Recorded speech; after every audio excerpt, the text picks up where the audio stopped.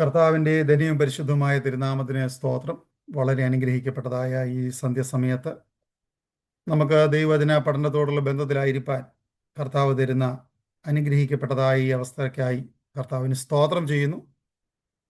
പല സ്ഥലങ്ങളിലായിരുന്ന നമ്മെ ഈ വെർച്വൽ പ്ലാറ്റ്ഫോമിലൂടെ കർത്താവ് ഇങ്ങനെ കൂട്ടിവരുത്തി ദൈവം നമുക്ക് തരുന്ന വിലയേറിയ സാവകാശത്തിനായിട്ട് സ്തോത്രം. ദൈവവചന പഠനം നമ്മുടെ എല്ലാവരുടെയും ജീവിതത്തിൽ വളരെ അനുഗ്രഹമാണ്. പല പുസ്തകങ്ങളെ പഠിക്കുവാൻ കർത്താവ് നമുക്ക് കൃപ നൽകി. ഇപ്പോൾ നാം പഠിച്ചുകൊണ്ടിരിക്കുന്ന പ്രായലേഖനത്തിൻ്റെ 5 അധ്യായങ്ങൾ കഴിഞ്ഞ ചില ആഴ്ചകളായിട്ട് പഠിക്കുവാൻ കർത്താവ് നമുക്ക് കൃപ നൽകി. ഇന്ന് ചാപ്റ്റർ 6 നമ്മൾ ധ്യാനിക്കുവാൻ പോവുകയാണ്, പഠിക്കുവാൻ പോവുകയാണ്. അതിൻ്റെ 1 മുതൽ 20 വരെയുള്ള വാക്യങ്ങൾ നമ്മൾ ഇന്ന് ധ്യാനിപ്പാൻ ആഗ്രഹിക്കുന്നു. പ്രത്യേകിച്ച് ദൈവവചനത്തിലെ തന്നെ ഒരു മോസ്റ്റ് ഡിബേറ്റഡ് ചാപ്റ്ററാണ് ഹീബ്രൂസ് ചാപ്റ്റർ 6. അതെന്തുകൊണ്ട് പറയുന്നു എന്ന് ചോദിച്ചു കഴിഞ്ഞാൽ, ഈ അധ്യായത്തിലാണ് ഒരിക്കൽ രക്ഷിക്കപ്പെട്ടവർ അല്ലെങ്കിൽ രക്ഷയുടെ അനുഭവത്തിലേക്ക് കടന്നു വന്നവർ അതിനെ യോഗ്യമായ രീതിയിൽ ജീവിക്കുന്നില്ല എങ്കിൽ അവർക്ക് വരുന്ന വിപത്തിനെ പറ്റിയും, അങ്ങനെയുണ്ടെങ്കിൽ അവരുടെ രക്ഷ സുരക്ഷിതമാണോ ഭദ്രമാണോ എന്നുള്ള ഒരു ചോദ്യം അവിടെ ഉയരുന്നുണ്ട്. അതുകൊണ്ട് വളരെ കെയർഫുള്ളി ആയിരിക്കണം നമ്മൾ ഈ വചന പഠനത്തിൽ, പ്രത്യേകിച്ച് ഈ അധ്യായത്തിൽ നമ്മളായിരിക്കുമ്പോൾ വചനത്തെ ധ്യാനിക്കുവാൻ. നമ്മളിതിന് മുമ്പുള്ള അധ്യായങ്ങളിൽ നമ്മൾ പ്രത്യേകിച്ച് 5-ാം അധ്യായത്തിൽ കണ്ടു, യേശു യഹൂദന്മാരുടെ ആദ്യത്തെ മഹാപുരോഹിതനായ അഹരോനിലും അഹരോൻ്റെ ശുശ്രൂഷകളിലും അഹരോൻ ചെയ്ത എല്ലാ പ്രവൃത്തികളിലും വലിയ പ്രവൃത്തി ചെയ്യുവാനും ശുശ്രൂഷ ചെയ്യുവാനും കഴിയുന്ന ഒരുവനാണ് യേശു ക്രിസ്തു. കാരണം അഹരോൻ ഭൂമിയിലുള്ള ആലയത്തിൽ ശുശ്രൂഷ ചെയ്തവനായിരുന്നുവെങ്കിൽ നമുക്കൊരു ശ്രേഷ്ഠ മഹാപുരോഹിതനുണ്ട്. ആകാശത്തിലൂടെ കടന്നുപോയ ഒരു ശ്രേഷ്ഠ മഹാപുരോഹിതൻ നമുക്കുണ്ട്. അതുകൊണ്ട് നമ്മുടെ സ്വീകാര്യം മുറുകെ പിടിക്കുക.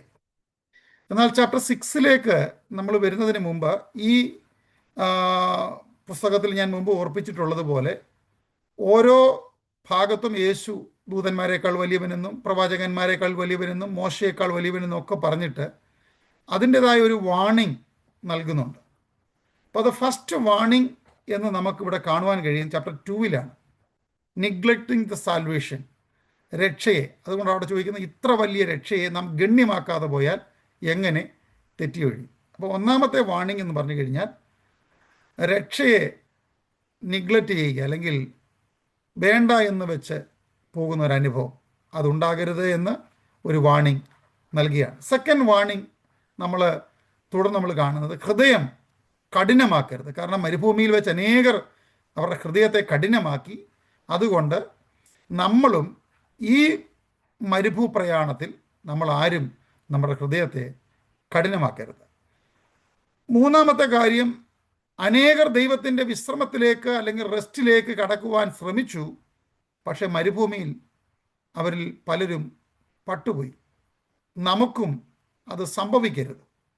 കർത്താവിൻ്റെ ഒരു വിശ്രമം, കർത്താവിൻ്റെ ഒരു റെസ്റ്റ്, ഒരു സബത്ത് അനുഭവം ശേഷിച്ചിരിക്കുന്നു എന്നുള്ളതാണ് മൂന്നാമത്തെ വാണിംഗ്.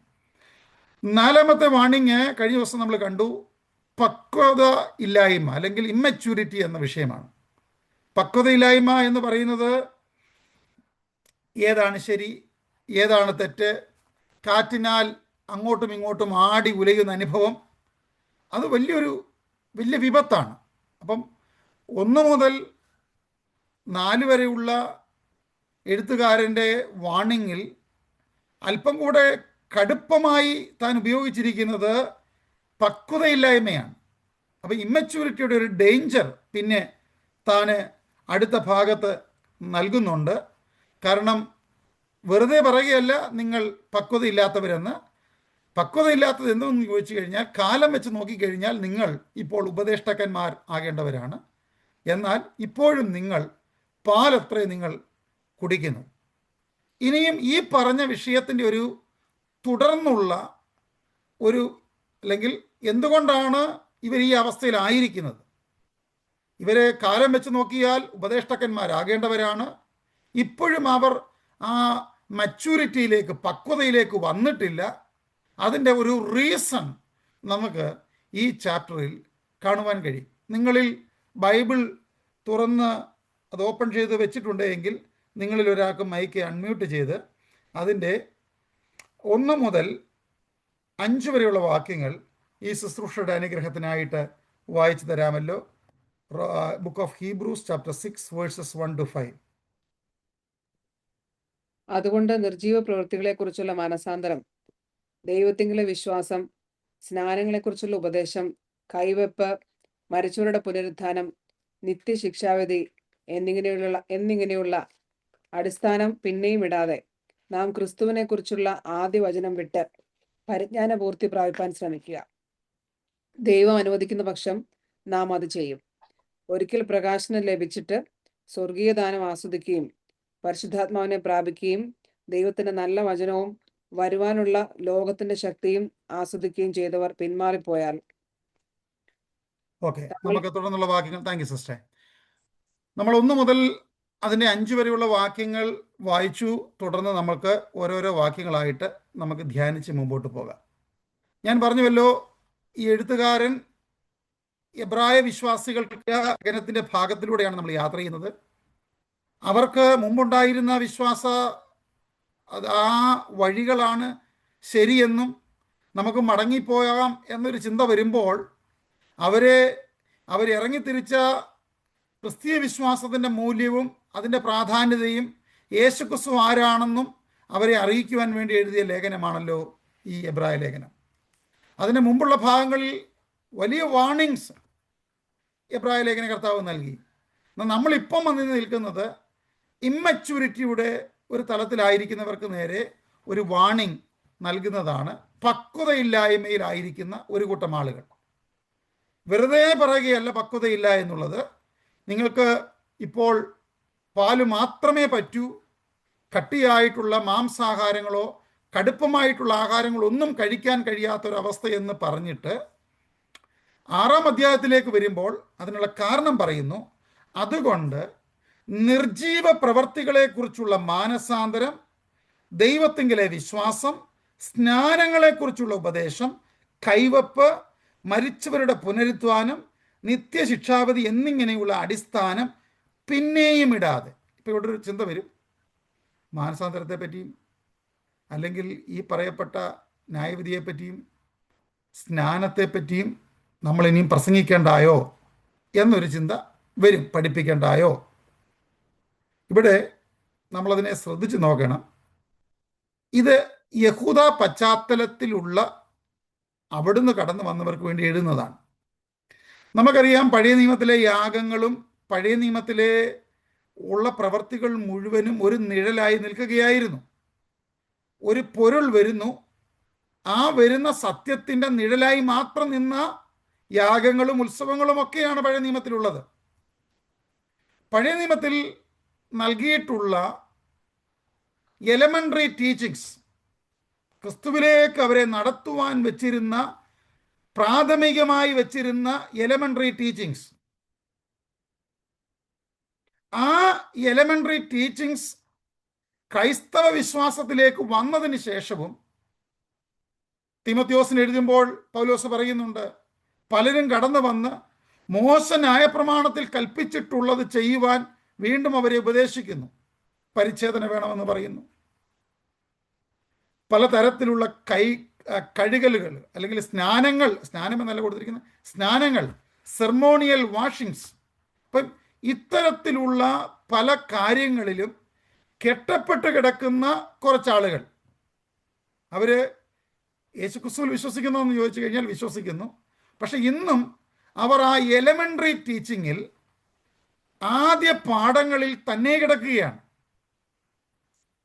അവർക്ക് രക്ഷയുടെ മുമ്പോട്ടുള്ള വഴികളിൽ യാത്ര ചെയ്യുവാൻ അവർക്ക് കഴിയുന്നില്ല.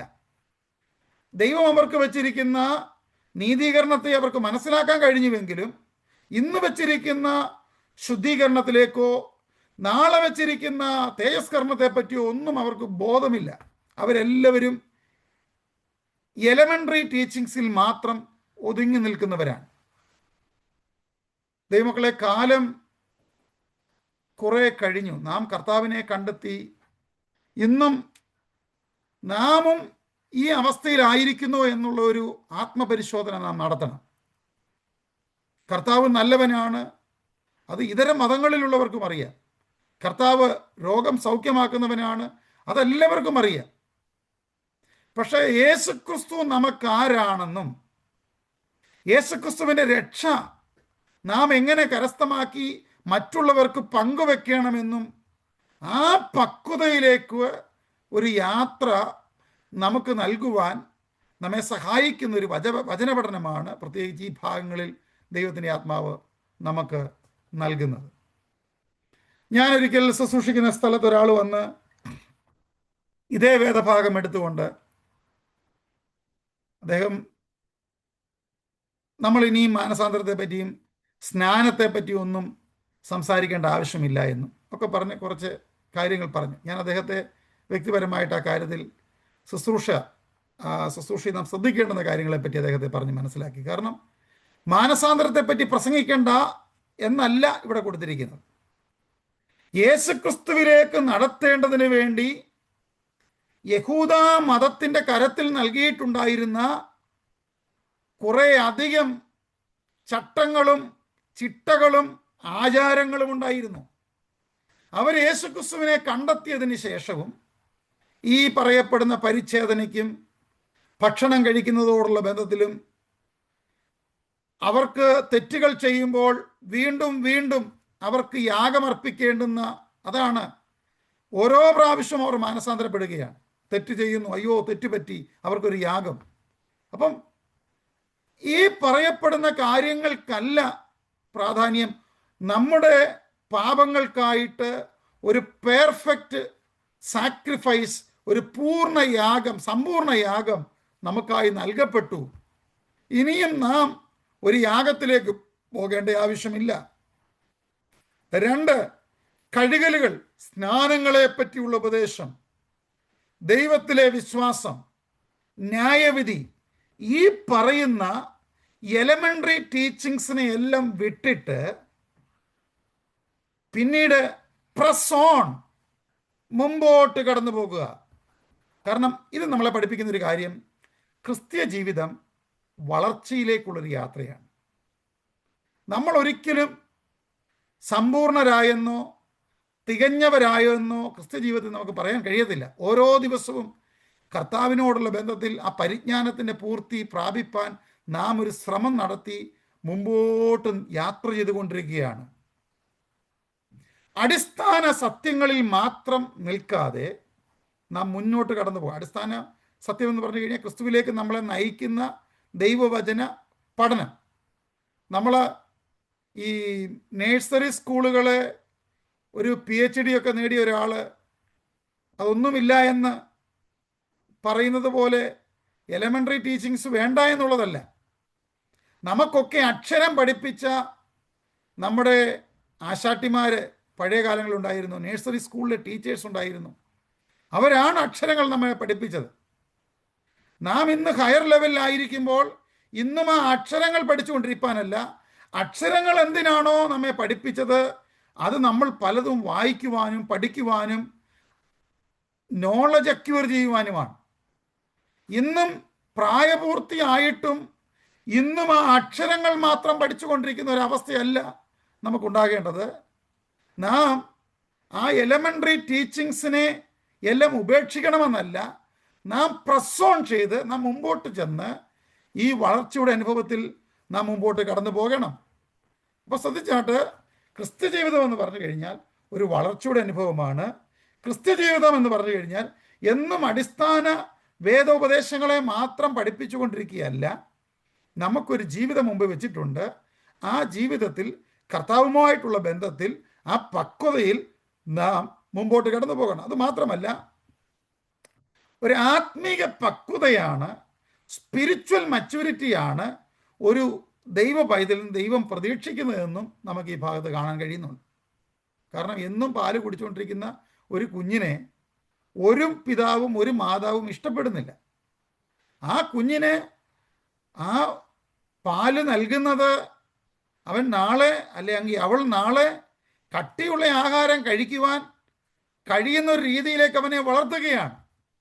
എന്നാൽ എന്നും ആ അവസ്ഥയിലായിരുന്നു കഴിഞ്ഞാൽ ആ പിതാവിൻ്റെയും മാതാവിൻ്റെയും ഹൃദയം ദുഃഖിക്കും. അതുപോലെ തന്നെയാണ് ഇവിടെ കാണുന്നത്. നിത്യശിക്ഷാവിധി എന്നിങ്ങനെയുള്ള അടിസ്ഥാനം പിന്നെയും ഇടാതെ നാം ക്രിസ്തുവിനെ കുറിച്ചുള്ള ആദ്യ വചനം വിട്ട് പരിജ്ഞാനപൂർത്തി പ്രാപിക്കുവാൻ ശ്രമിക്കുക. എന്നും നാം ആ ഫൗണ്ടേഷൻ ഇടപെട്ടിട്ടുണ്ട്. ഫൗണ്ടേഷൻ നമുക്ക് ലഭിച്ചു. ആ ഫൗണ്ടേഷൻ ഇട്ടിട്ട് നാം ഒരു ബിൽഡിങ്ങിൻ്റെ വർക്ക്, ഒരു ബിൽഡിങ്ങിനോട് ഉള്ള പണിയോടുള്ള ബന്ധത്തിലാണ്. എന്നും നമ്മൾ അടിസ്ഥാനം ഇട്ടുകൊണ്ടിരിക്കുകയാണ്. വീടിൻ്റെ പണി നടക്കുന്നില്ല. ഒരു വീടിൻ്റെ പണി പൂർണ്ണമാകണമെങ്കിൽ ഇട്ടിരിക്കുന്ന അടിസ്ഥാനം ഉറപ്പുള്ള അടിസ്ഥാനമായി അതിൻ്റെ മുകളിൽ പണിത് മുമ്പോട്ട് വരിക. അപ്പം നമ്മൾ കാണുന്നത് വിശ്വാസത്തിന് അടിസ്ഥാന വേദോപദേശങ്ങൾ ദൈവം നമുക്ക് നൽകിയിട്ടുണ്ട്. ഫണ്ടമെന്റൽ ഡോക്ട്രിൻ ദൈവവചനത്തിൽ വളരെ വ്യക്തമായി, പ്രത്യേകിച്ച് അപ്പോസ്തോലിക ലേഖനങ്ങളിൽ അത് നമുക്ക് നന്നായി നൽകിയിട്ടുണ്ട്.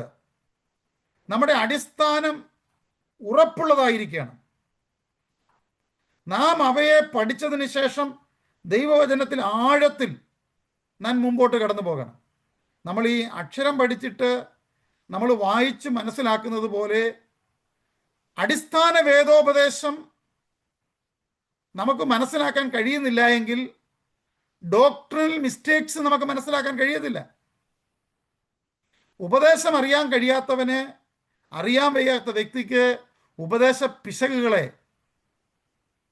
ദീർഘമായ വർഷങ്ങൾ കർത്താവിൻ്റെ കൂട്ടായ്മയോടുള്ള ബന്ധത്തിൽ യാത്ര ചെയ്തിട്ട് ചിലർക്കൊക്കെ ചില കാര്യങ്ങളെ കാണുമ്പോൾ ചോദിക്കും, ഇത് ദൈവപ്രവൃത്തി തന്നെയാണോ?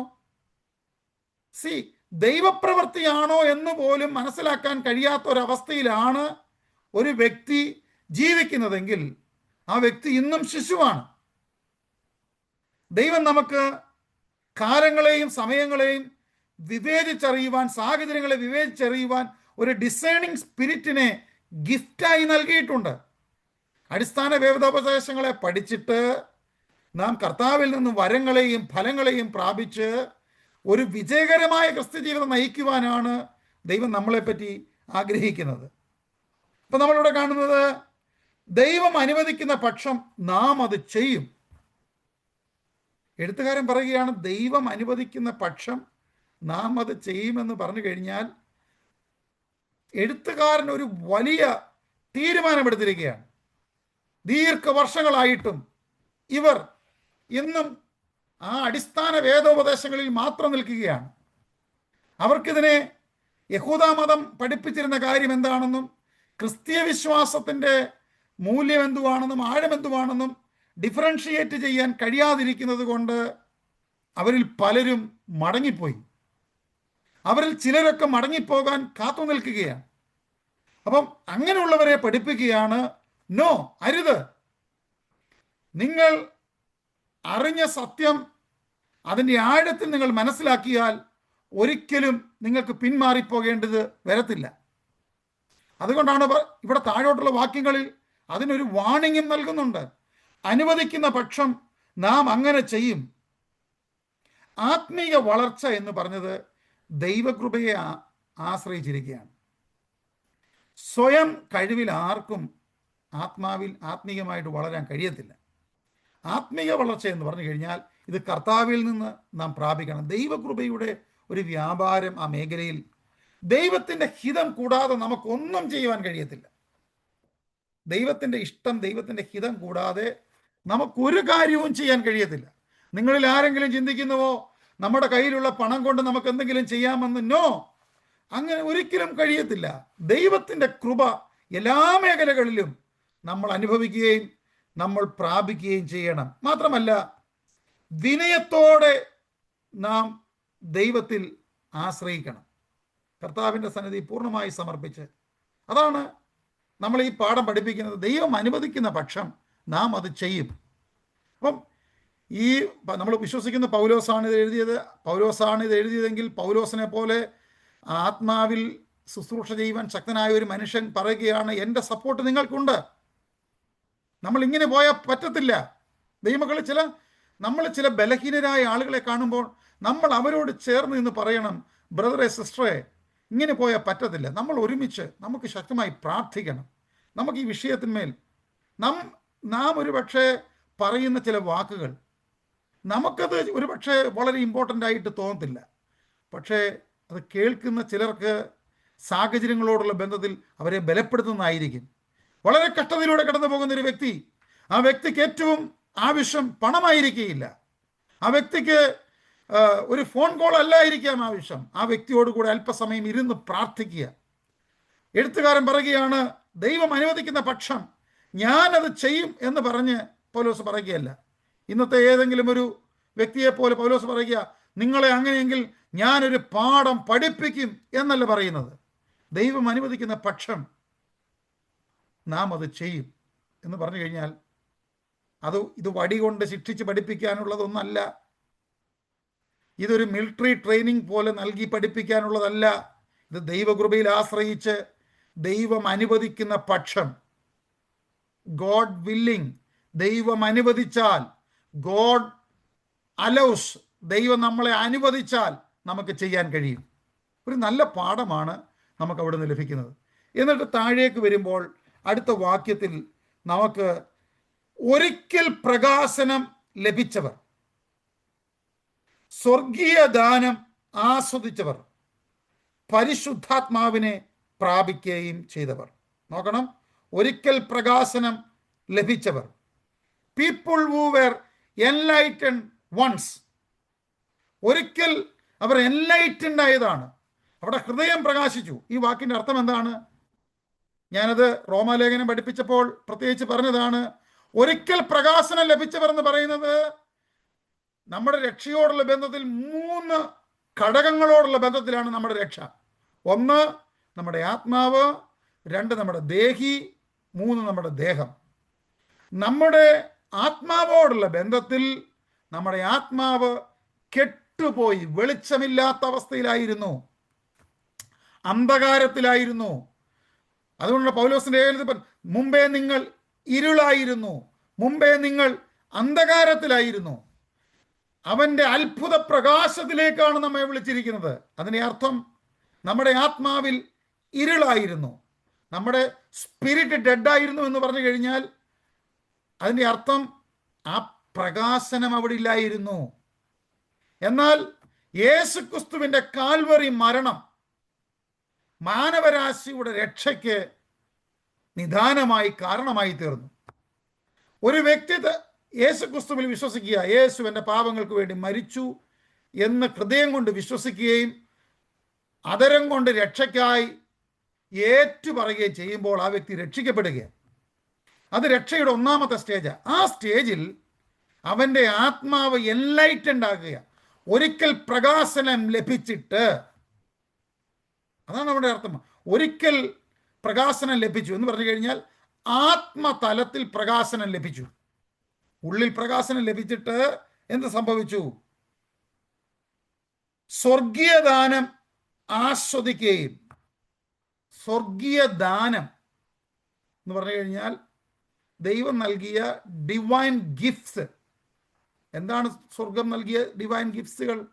ആത്മാവിൻ്റെ നിരവധിയായ ഫലങ്ങളും വരങ്ങളും ദൈവം നമുക്ക് നൽകിയിട്ടുണ്ട്. ഇവിടെ പ്രധാനമായിട്ടും സ്വർഗീയദാനം ആസ്വദിക്കുക എന്ന് പറഞ്ഞു കഴിഞ്ഞാൽ നമ്മുടെ മൈൻഡും നമ്മുടെ ഹാർട്ടും നമ്മുടെ ചിന്തകളും നമ്മുടെ വിചാരങ്ങളും ഇവ രണ്ടും ആത്മാവ് പറയുന്നതിനനുസരിച്ച്, ശരീരം പറയുന്നതിനനുസരിച്ചല്ല, ആത്മാവ് പറയുന്നതിനനുസരിച്ച് മൂവ് ആകാൻ തുടങ്ങുന്നു. ഇതുവരെ ക്രൂരനായിരുന്ന വ്യക്തി, ഇതുവരെ പാപത്തിൽ വസിച്ചിരുന്ന വ്യക്തി, ഇപ്പോൾ ആ വ്യക്തിയുടെ ചിന്തകൾക്ക് മാറ്റം വരുന്നു. ആ വ്യക്തിയിൽ ഒരു വിശുദ്ധീകരണം നടന്നുകൊണ്ടിരിക്കുന്നു. വിശുദ്ധീകരണം നടന്നുകൊണ്ട് ഇരിക്കുന്ന വ്യക്തി പരിശുദ്ധാത്മാവിനെ പ്രാപിച്ച് പരിശുദ്ധാത്മാവിൻ്റെ ശക്തിയോടെ ഈ വിശുദ്ധീകരണത്തിൽ മുമ്പോട്ട് പോവുകയാണ്. ഇതാണ് പറഞ്ഞത്, ഒരിക്കൽ പ്രകാശനം ലഭിക്കുകയും സ്വർഗീയ ദാനങ്ങളെ ആസ്വദിക്കുകയും അതുപോലെ തന്നെ പരിശുദ്ധാത്മാവിനെ പ്രാപിക്കുകയും ചെയ്തവർ. അപ്പം അതിൻ്റെ അർത്ഥം അവർ സുവിശേഷ സത്യം അറിഞ്ഞവരാണ്. ആത്മീക വെളിച്ചം വലിയ ഉത്തരവാദിത്വം അവർക്ക് നൽകിയിരിക്കുന്നു. അറിവ് ലഭിച്ചത് കൊണ്ട് മാത്രം കാര്യമില്ല, അറിവ് ചീർപ്പിക്കുന്നതാണ്. അപ്പം ഇവരെന്ത് ചെയ്തെന്നറിയാമോ? ഇവരുടെ രക്ഷയോടുള്ള ബന്ധത്തിലെ ആദ്യത്തെ സ്റ്റേജിൽ ഇവരുടെ ആത്മാവിൽ വെളിച്ചം ഇവർക്ക് ലഭിച്ചു, ഇവരുടെ ചിന്തകളിൽ മാറ്റം വന്നു. പക്ഷേ ഇന്നലെ വരെയുള്ള ചിന്തകളിൽ മാറ്റം വന്നുവെങ്കിലും ഇന്ന് കടന്നു വരുന്ന ചില ചിന്തകളിൽ ഇവർക്ക് ജയിക്കാൻ കഴിയുന്നില്ല. ശരിക്കും യേശു ഞങ്ങൾക്ക് വേണ്ടി മരിച്ചത് ഞങ്ങൾക്ക് എല്ലാവർക്കും വേണ്ടിയാണോ? Really is he the Messiah that we expected for? ഞങ്ങൾ ഇത്രയും നാളും കാത്തിരുന്ന മസായ തന്നെയാണോ അവൻ? അപ്പോൾ അവർക്കുള്ളിൽ സംശയം വരികയാണ്. അപ്പോൾ ഇവരിങ്ങനെ ആടി ഉലയുകയാണ്. അതാണ് എഴുത്തുകാരൻ പറയുന്നത്, ദൈവത്തിൻ്റെ നല്ല വചനവും വരുവാനുള്ള ലോകത്തിൻ്റെ ശക്തിയും ആസ്വദിക്കുകയും ചെയ്തവർ പിന്മാറിപ്പോയാൽ. നോക്കണം, അവരോട് പറയുകയാണ്, നിങ്ങൾ ഇത്രയും കൃപാവരങ്ങളെയും വരുവാനുള്ള കാലത്തുള്ള ബോഡിയോടുള്ള ബന്ധത്തിലെ റിസറക്ഷനെയും, ഞാൻ പറഞ്ഞില്ലേ, രക്ഷയ്ക്ക് ഒന്നാമത്തെ ഘടകം ആത്മാവോടുള്ള ബന്ധത്തിലാണ്. ആത്മാവ് എൻലൈറ്റഡായി, വെളിച്ചമുണ്ടായി, നമ്മുടെ ദേഹിയിൽ നമുക്ക് ശുദ്ധീകരണമുണ്ടായി, വരുവാനുള്ള കാലത്തിലേക്കുള്ള കാര്യത്തെ പറ്റിയും ഇവർ അറിഞ്ഞു. അത് കിട്ടിയില്ല. വരുവാനുള്ള കാലത്തെ എന്ന് പറഞ്ഞു കഴിഞ്ഞാൽ നമുക്കുള്ള ശരീരത്തിൻ്റെ വീണ്ടെടുപ്പ്, മരിച്ചു മൺമറഞ്ഞു കഴിഞ്ഞാലും ആ വലിയ തേജസ്കരണം, ആ ഗ്ലോറിഫിക്കേഷൻ പ്രാപിക്കുമെന്നുള്ള വചനവും ഇവരുടെ ഉള്ളത്തിൽ വന്ന ഇങ്ങനെയുള്ളവർ പിന്മാറിപ്പോയാൽ. അപ്പോൾ അതുകൊണ്ടാണ് ഈ ചോദ്യം വരുന്നത്. ഒരിക്കൽ രക്ഷാനുഭവം പ്രാപിച്ച വ്യക്തി ആ രക്ഷാനുഭവത്തിൽ മുമ്പോട്ട് പോകുന്നില്ല എങ്കിൽ ആ വ്യക്തിയുടെ രക്ഷ ഭദ്രമായിരിക്കുമോ? ദീർഘവർഷങ്ങളായി ഇതൊരു വലിയ ചോദ്യമായി നിലകൊള്ളുകയാണ്. അതുകൊണ്ടാണ് ഞാനിത് പറഞ്ഞത്. Book of Hebrews chapter 6 is A most debated chapter in the Bible. ബൈബിളിലെ ഏറ്റവും വളരെ തരത്തിൽ ഡിബേറ്റ് ചെയ്യപ്പെടുന്ന ഒരു വിഷയം ഉൾക്കൊള്ളുന്ന പുസ്തകം, അധ്യായമാണിത്. അപ്പം ഒരിക്കൽ ഇതെല്ലാം ആസ്വദിച്ചവരാണ്. ഹൃദയം ആത്മാവിൽ വെളിച്ചം വന്നു, ചിന്തകളിൽ മാറ്റം വന്നു, വരുന്ന നാളുകളെ പറ്റിയുള്ള കാലത്തിലെ വലിയ വിടുതലിനെ പറ്റി ഇവർ അറിയുകയും ചെയ്തവരാണ്. ഇങ്ങനെയുള്ളവർ എന്ത് ചെയ്താൽ? അവർ പിന്മാറിപ്പോയാൽ തങ്ങൾക്ക് തന്നെ ദൈവപുത്രനെ വീണ്ടും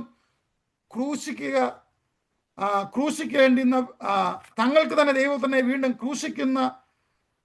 ക്രൂശിക്കുന്നവരും അവന് ലോകാപവാദം വരുത്തുന്നവരും ആകെകൊണ്ട് അവരെ പിന്നെയും മാനസാന്തരത്തിലേക്ക് പുതുക്കുവാൻ കഴിവുള്ളതല്ല.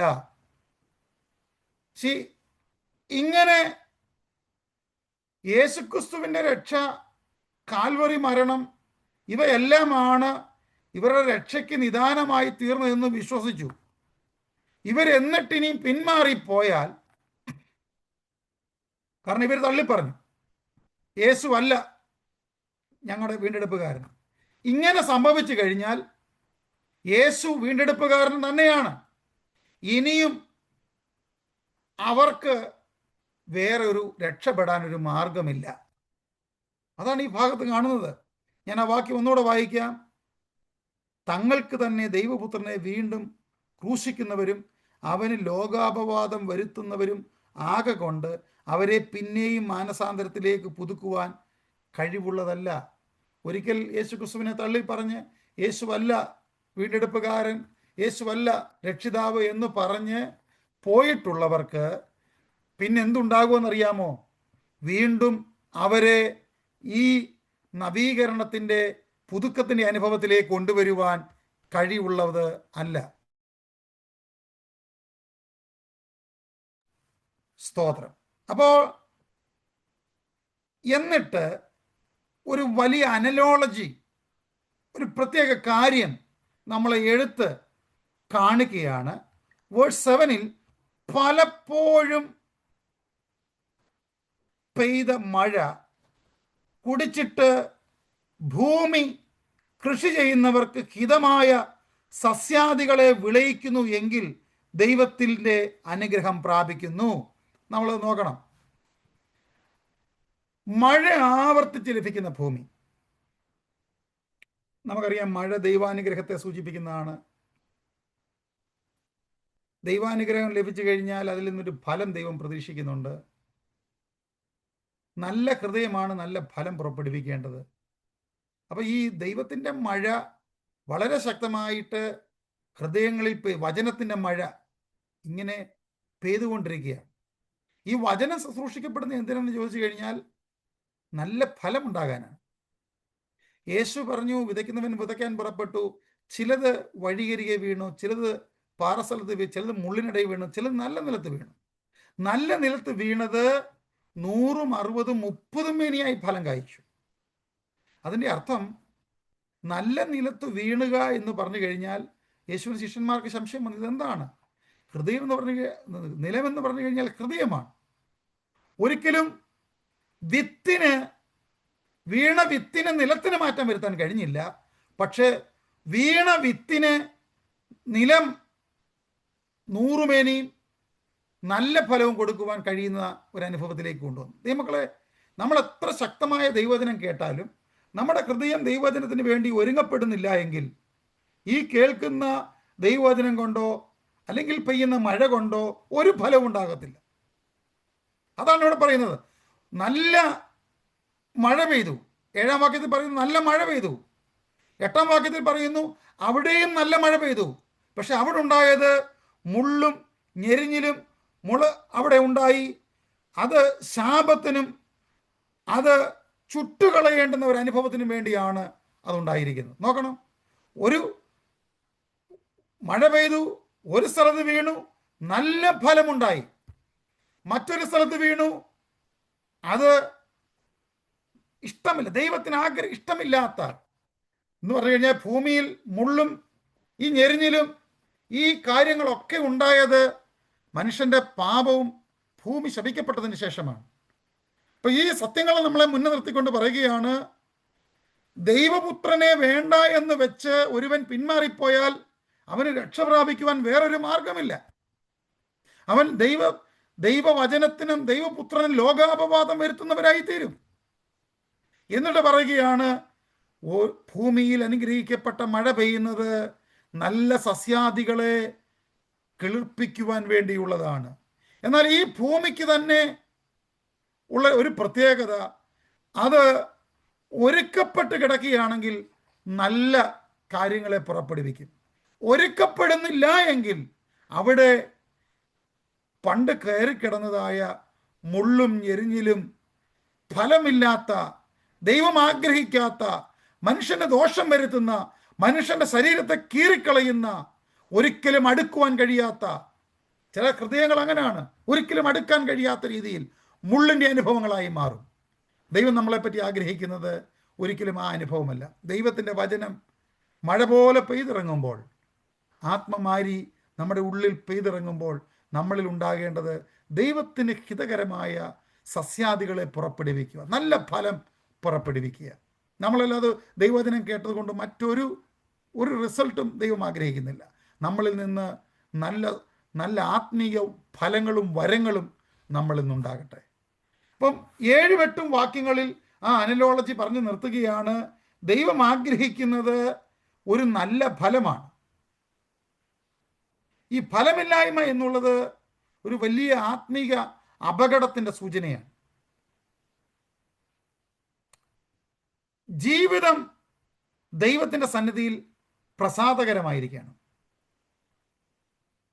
അതാണ് നമ്മെ ഇവിടെ പഠിപ്പിക്കുന്നത്.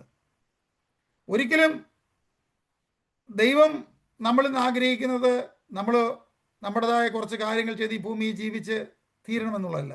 നമ്മളിലൂടെ ദൈവനാമം മഹത്വപ്പെടണം. അപ്പം ഒരു വലിയ വാണിംഗ് കൊടുക്കുകയാണ്. നിങ്ങൾക്കറിയാമോ, അവരോട് പറയുകയാണ്, ഇങ്ങനെ ദൈവപുത്രന് ലോകാപവാദം വരുത്തുന്നവരായി തീരാതെ ഭൂമിയിൽ മഴ പെയ്യുമ്പോൾ ഒരു കർഷകൻ ആ ഭൂമിയെ ഒരുക്കിയിട്ടിരിക്കുമ്പോൾ ആ ഭൂമി നല്ല സസ്യാദികളെ പുറപ്പെടുവിക്കും. എന്നാൽ ഒരു കർഷകൻ ഒരു ഭൂമിയെ തൊടാതിരുന്നാലും അവിടെയും ചിലത് കിളിർത്തു വരും. കിളിർത്തു വരുമ്പോൾ നമ്മൾ ഓർക്കും, ഇത് നല്ല കുഴപ്പമില്ല. പിന്നീട് നമുക്ക് അവിടെ അടുക്കാൻ കഴിയാത്ത രീതിയിൽ വളരെ ശക്തമായ ബലമുള്ള മുള്ളുകളും ഞെരിഞ്ഞിലുകളും ഒക്കെ അവിടെ ഉണ്ടായി വരും. എന്നിട്ട് അടുത്ത വാക്യത്തിലേക്ക് പോകുന്നു. എന്നാൽ പ്രിയമുള്ളവരെ, ഞങ്ങൾ ഇങ്ങനെ സംസാരിക്കുന്നുവെങ്കിലും നിങ്ങളെക്കുറിച്ച് ശുഭമേറിയതും രക്ഷയ്ക്ക് ഉതകുന്നതും വിശ്വസിക്കുന്നു. നിങ്ങൾ നോക്കണേ, ആ 9-ാമത്തെ വാക്യത്തിൽ പ്രിയമുള്ളവരെ, നിങ്ങളെക്കുറിച്ച് അതിലും നല്ല കാര്യങ്ങളാണ് ഞങ്ങൾ പ്രത്യാശിക്കുന്നത്.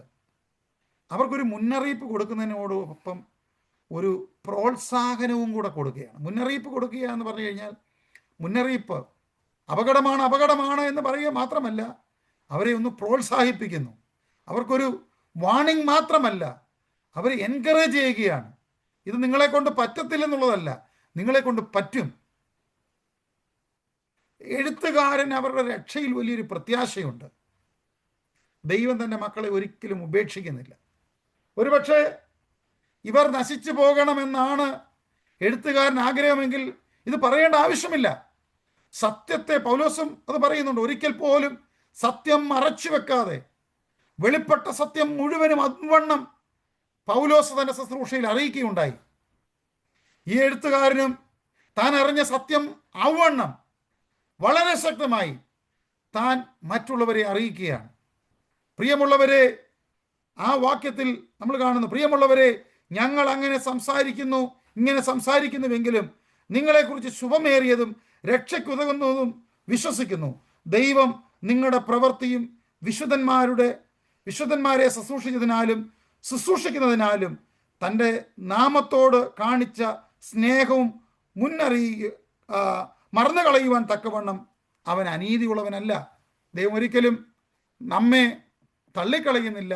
ചെയ്ത പ്രവർത്തികളെ ഒക്കെ അവൻ കാണുന്നു. അപ്പോൾ ഇത്രയും കേട്ട് കഴിഞ്ഞപ്പോൾ അവരുടെ ഉള്ളിൽ ഒരു വലിയ കുറ്റബോധം, ദൈവമേ, ഞങ്ങൾ ചെയ്ത് തെറ്റാണോ?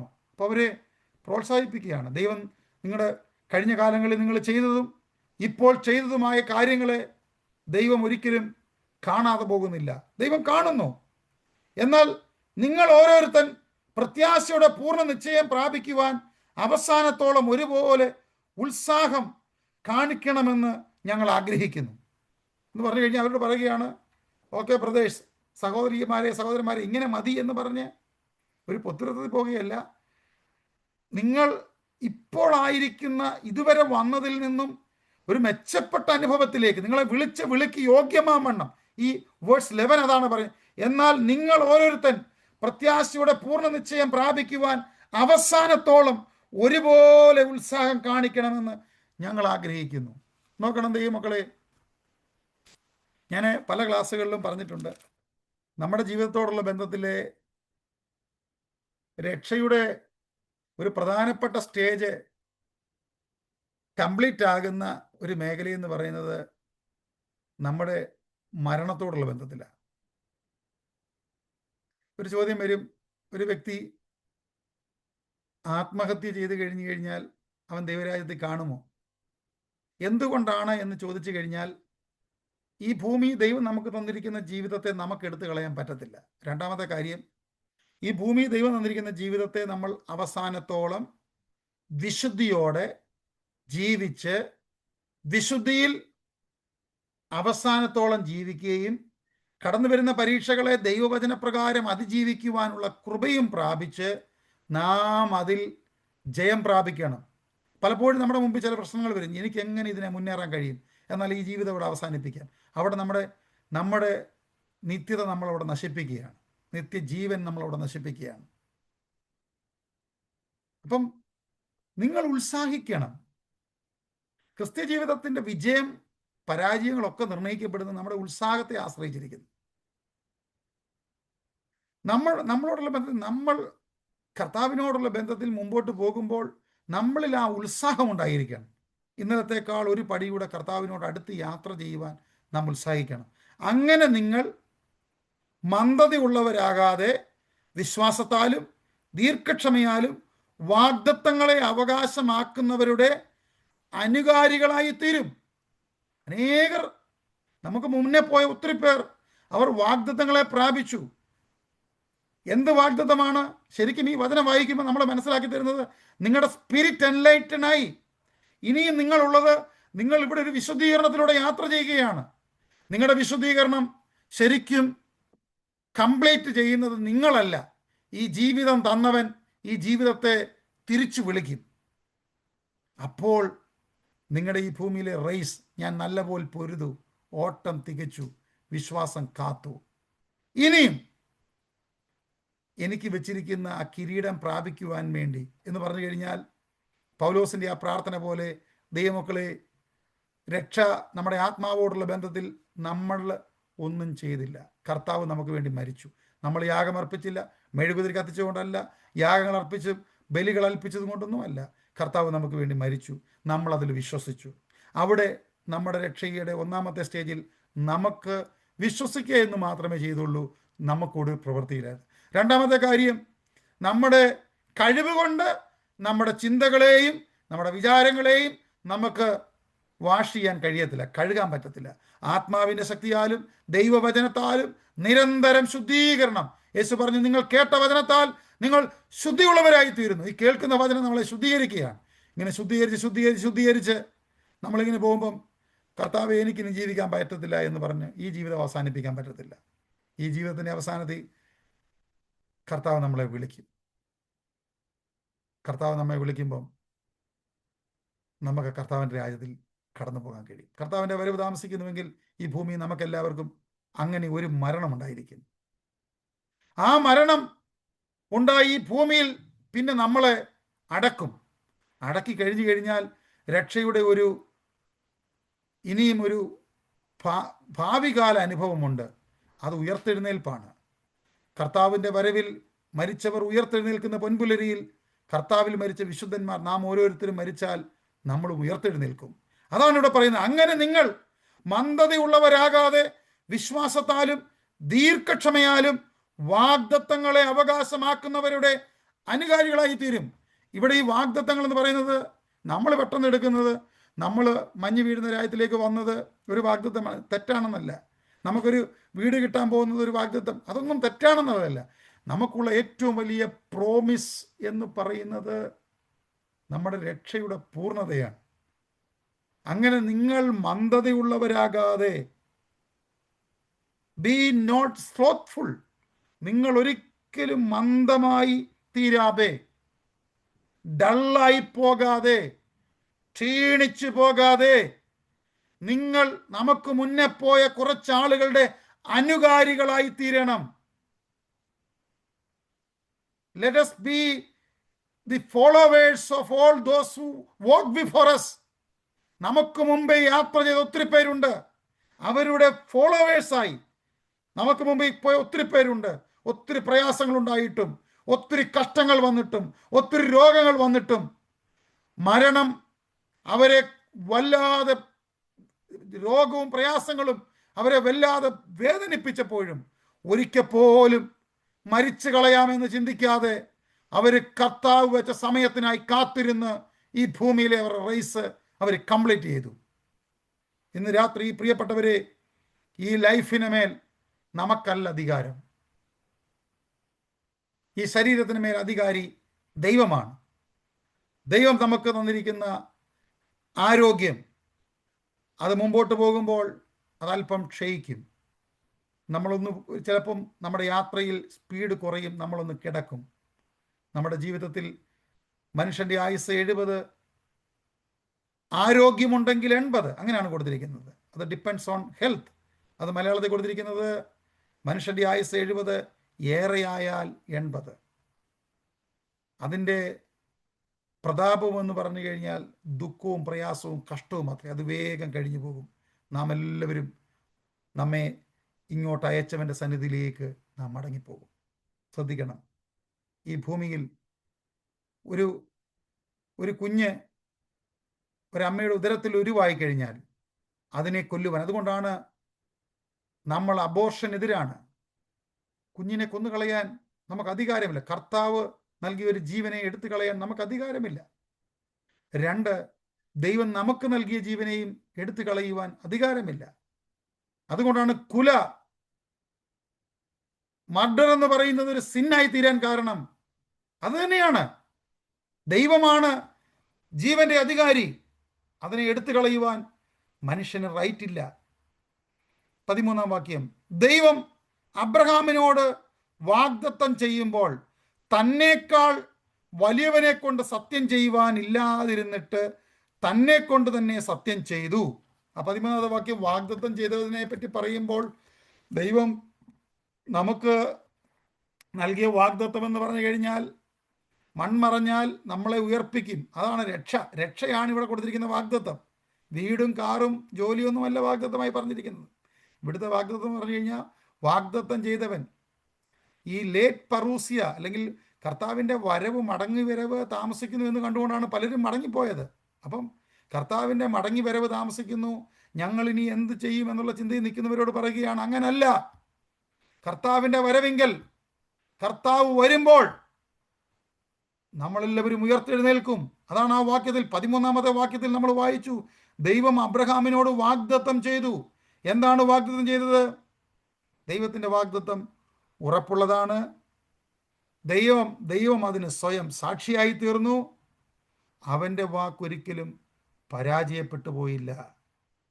ദൈവം അബ്രഹാമിനോട് ചെയ്ത വാഗ്ദത്തം ദൈവം പറയുന്ന സമയത്ത് തന്നേക്കാൾ വലിയവനില്ലാകൊണ്ട് എന്ന് പറഞ്ഞു കഴിഞ്ഞാൽ അവിടെ കാണിക്കുന്നത് വേറൊരു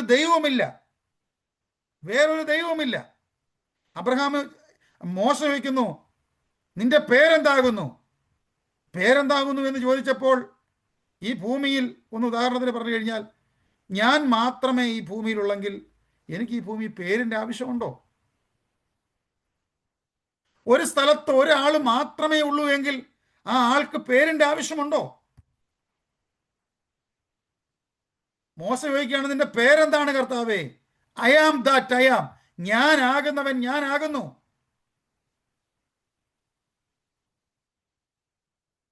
ഒരു വീട്ടിൽ രണ്ടുപേരുണ്ടെന്ന് വിചാരിക്കുക.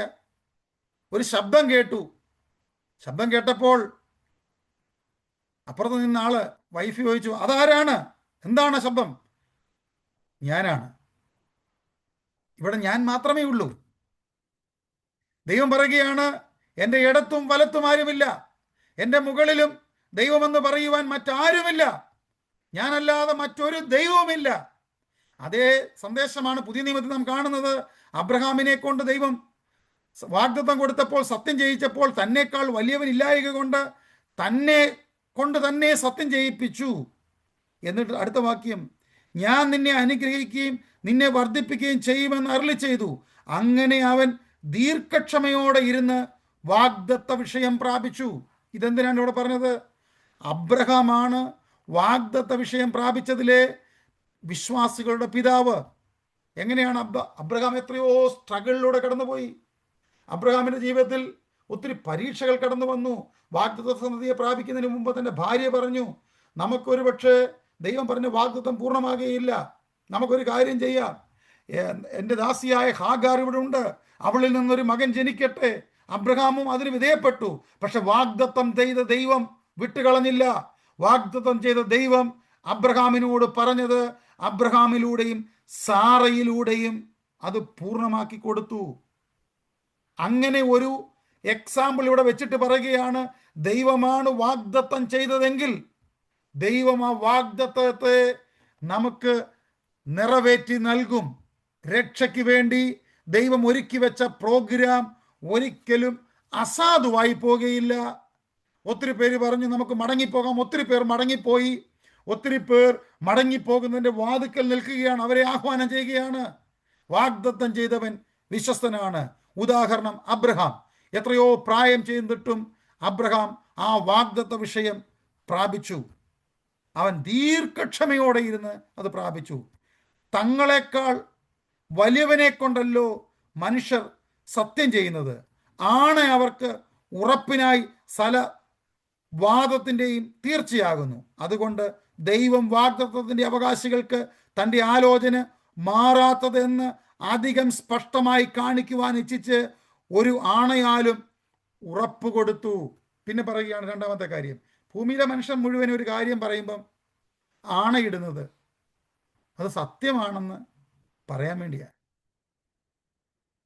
ഈ ഭൂമിയിൽ മനുഷ്യൻ ആണയിടുന്നത് എന്തിനാണെന്ന് ചോദിച്ചു കഴിഞ്ഞാൽ, ഈ ആണയിടുന്നവർ പൊതുവെ ആണയിടുന്നത് അവരെ ഈ മുന്നിൽ നിൽക്കുന്നവർ വിശ്വസിക്കാൻ കഴിയാത്തൊരു സാഹചര്യത്തിലാണെന്നുള്ളൊരു ഫീലിംഗ് വരുമ്പോഴാണ് ആണയിടുന്നത്. ഇവിടെ ശരിക്കും മനുഷ്യൻ ആണയിടുന്നതൊക്കെ അതുകൊണ്ട് തന്നെയാണ്. പക്ഷെ ഇവിടെ ഒരു വാഗ്ദത്തം നിറവേറ്റുവാൻ കഴിയുന്ന ഒരു ദൈവത്തെ പ്രസന്റ് ചെയ്തിട്ട് പറയുകയാണ്, മനുഷ്യൻ അങ്ങനെയാണ് ചെയ്യുന്നതെങ്കിൽ ദൈവം മനുഷ്യനെ തൻ്റെ വാഗ്ദത്തം കൊടുത്തപ്പം അബ്രഹാമിനോടുള്ള ബന്ധത്തിൽ ദൈവം ഒരു ആണ കൊടുത്തു, ദൈവം ഒരു ഉറപ്പ് നൽകുകയാണ്. നോക്കണം, ആ വാക്യം വളരെ ശ്രദ്ധയോടെ നോക്കണം. അതുകൊണ്ട് ദൈവം വാഗ്ദത്തത്തിൻ്റെ അവകാശികൾക്ക് തൻ്റെ ആലോചന മാറാത്തതെന്ന് അധികം സ്പഷ്ടമായി കാണിക്കുവാൻ ഇച്ഛിച്ച് ഒരു ആണയാലും ഉറപ്പ് കൊടുത്തു. അങ്ങനെ നമ്മുടെ മുമ്പിൽ വെച്ചിട്ടുള്ള പ്രത്യാശ പിടിച്ചുകൊള്ളുവാൻ ശരണത്തിനായി ഓടി വന്ന നാം മാറിപ്പോകാത്തതും ദൈവത്തിന് ഫോഷ്ക് പറയുവാൻ കഴിയാത്തതുമായ രണ്ട് കാര്യങ്ങളാൽ ശക്തിയുള്ള പ്രബോധനം പ്രാപിക്കുവാൻ ഇടവന്നു. നമുക്കെങ്ങനെയാണ് ഉറപ്പ് ലഭിച്ചത്? ദൈവത്തിൻ്റെ ഇമ്മ്യൂട്ടബിലിറ്റി, ദൈവത്തിന് മാറ്റം വരാൻ കഴിയാത്തവൻ, ദൈവം ഫോഷ്ക് പറയാത്തവൻ. അതിന് ഉറപ്പ് നൽകിയ എന്താ? അബ്രഹാമിനോട് ദൈവം ചെയ്തു. ഇത്ര പ്രയാസത്തിലൂടെ കടന്നുപോയിട്ടും അബ്രഹാമിനോട് ചെയ്ത് ദൈവം നിവർത്തിച്ചു. ദൈവം രണ്ട് കാര്യങ്ങളാൽ നമുക്ക് ഉറപ്പ് നൽകുകയാണ്. ദൈവത്തിൻ്റെ സ്വഭാവത്തിൻ്റെ രണ്ട് സവിശേഷതകളെ, ദൈവത്തിൻ്റെ God's attributes is revealed here. That one is he cannot lie. അവന് കള്ളം പറയാൻ കഴിയത്തില്ല. അവൻ ഇമ്മ്യൂട്ടബിൾ ആണ് എന്ന് പറഞ്ഞു കഴിഞ്ഞാൽ ഒരിക്കലും അവന് മാറ്റം വരുത്തത്തില്ല, അവന് ഗതിഭേദമില്ല. പറഞ്ഞത് അതുപോലെ നിവർത്തിപ്പാൻ ശക്തിയുള്ളവയാണ്. അങ്ങനെ നമ്മുടെ മുമ്പിൽ വെച്ചിട്ടുള്ള പ്രത്യാശ പിടിച്ചുകൊള്ളുവാൻ ശരണത്തിനായി ഓടി വന്ന നാം, നമ്മുടെ മുമ്പിൽ വെച്ച പ്രത്യാശ മുറുകെ പിടിക്കുവാൻ ഓടി വന്ന് നമുക്ക് ദൈവസന്നിധി വന്നപ്പോൾ രണ്ട് ഉറപ്പുടെ കിട്ടുകയാണ്. ദൈവത്തിന് ഫോഷ്ക് പറയാൻ കഴിയത്തില്ല. രണ്ട്, അവൻ മാറിപ്പോകാത്ത ദൈവമാണ്. ഈ പ്രത്യാശ നമുക്ക് ആത്മാവിൻ്റെ ഒരു നങ്കൂരം. എന്നിട്ട് പറയുകയാണ്, ഇതാണ് നമ്മുടെ ഹൃദയത്തെ, നങ്കൂരം കപ്പലിനോടുള്ള ബന്ധത്തിലാണ് നങ്കൂരം, ആങ്കർ ഇട്ട് കഴിഞ്ഞു കഴിഞ്ഞാൽ ആ ഷിപ്പിനെ അവിടെ ഉറച്ച് പിടിച്ചു നിർത്തും. നമ്മുടെ ഹൃദയം ഉറക്കേണ്ടുന്ന രണ്ട് കാര്യം. ദൈവമക്കളെ, ഇന്ന് രാത്രി നിങ്ങൾ കടന്നു പോകുന്ന ഏത് വിഷയമാകട്ടെ, നമ്മൾ ഒത്തിരി ഭയത്തിലൂടെയും നിരാശയിലൂടെയും ചിന്തയിലൂടെ ഒക്കെ കടന്നു പോകുമ്പം രണ്ട് കാര്യം ചിന്തിക്കുക. God cannot lie. അവന് കള്ളം പറയാൻ കഴിയത്തില്ല. അവന് മാറ്റം വരുന്നാൻ, അവൻ വാക്ക് മാറാത്തവനുമാണ്. വാഗ്ദത്തങ്ങളിൽ വിശ്വസ്തനാണ്. അവൻ വാക്ക് മാറാത്ത ദൈവമാണ്. ഇന്ന് രാത്രി പ്രിയപ്പെട്ടവരെ, വളരെ ശ്രദ്ധയോടെ വചനത്തെ ഏറ്റെടുക്കാം. നിങ്ങൾ കടന്നു പോകുന്ന ഏത് ജീവിതാനുഭവങ്ങളുടെ മേലും ദൈവത്തിൻ്റെ പ്രോഗ്രാമിനെ ഈ രാത്രി തിരിച്ചറിയണം. ഒന്ന്, എൻ്റെ പ്രതികൂലങ്ങളെ നോക്കിയല്ല ദൈവം വാഗ്ദത്തം നൽകിയത്. എൻ്റെ പ്രതികൂലങ്ങൾക്കെല്ലാം അപ്പുറം പ്രവർത്തിപ്പാൻ കഴിയുന്ന ഒരു ദൈവം എനിക്ക് വേണ്ടിയുണ്ട്. നോക്കണം, ആ പ്രത്യാശയാണ് നമ്മുടെ ആത്മാവിൻ്റെ നങ്കൂരം. അത് നിശ്ചയവും സ്ഥിരവും തിരശ്ശീലയ്ക്കകത്തേക്ക് കടക്കുന്നതുമാകുന്നു. ഇത് നമ്മളെ എങ്ങോട്ട് കൊണ്ടുപോകുന്നറിയാമോ? ദൈവത്തിൻ്റെ തിരശ്ശീലയ്ക്കകത്തേക്ക് എന്ന് പറഞ്ഞു കഴിഞ്ഞാൽ പഴയ നിയമത്തിൽ ദൈവത്തിൻ്റെ അതിപവിത്രമായ സ്ഥലത്തേക്ക്, തിരശ്ശീലയ്ക്കകത്തേക്ക് എന്ന് പറഞ്ഞു കഴിഞ്ഞാൽ ഇത് ശരിക്കും റിയലി ഇത് നമ്മളെ ദൈവത്തിൻ്റെ ആ വലിയ സാന്നിധ്യത്തിലേക്ക് നയിക്കുന്നതാണ്. അവിടേക്ക് യേശു മൽക്കീസദേക്കിൻ്റെ ക്രമപ്രകാരം എന്നേക്കും മഹാപുരോഹിതനായി മുമ്പ് കൂട്ടി നമുക്ക് വേണ്ടി പ്രവേശിച്ചിരിക്കുന്നു. ആ സ്വർഗതലത്തിലേക്ക് കഴിഞ്ഞ അധ്യായത്തിൽ പറഞ്ഞു, നമുക്ക് ആകാശത്തിലൂടെ കടന്നുപോയ ഒരു ശ്രേഷ്ഠ മഹാപുരോഹിതനുണ്ട്. ആ മഹാപുരോഹിതനെ പറ്റി ഒരു എക്സ്പ്ലനേഷൻ പറയുകയാണ്.